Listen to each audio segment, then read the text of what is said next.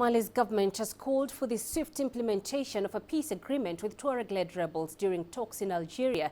The agreement is seen as vital for preventing a resurgence of Islamist militant attacks in the vast West African nation. The two sides signed the United Nations-backed deal last year, but the Tuareg-led coalition has complained that it falls short of their demands for their northern region.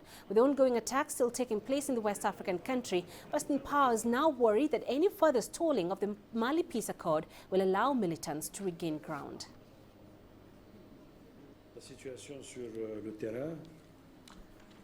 Speaking about the situation on the ground, we're not exaggerating it if we say there's no more confrontation between different Malian parties, and that is the result of the goodwill of the Malian parties.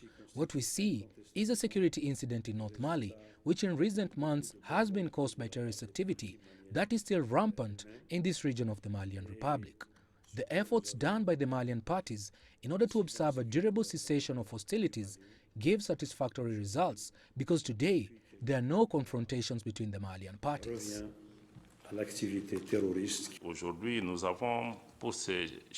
Today we have simplified things and we only have two groups.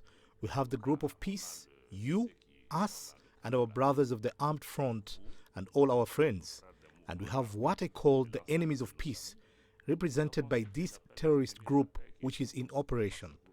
I think that the more we move on the agreement, the more they get afraid by this coming peace, which means the end of their criminal activities.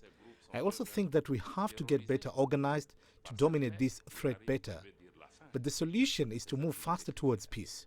We are conscious that as a government, I am totally convinced that our brothers here around the table think the best answer is to move faster on the ground to realize this peace that we have all wanted to eventuate.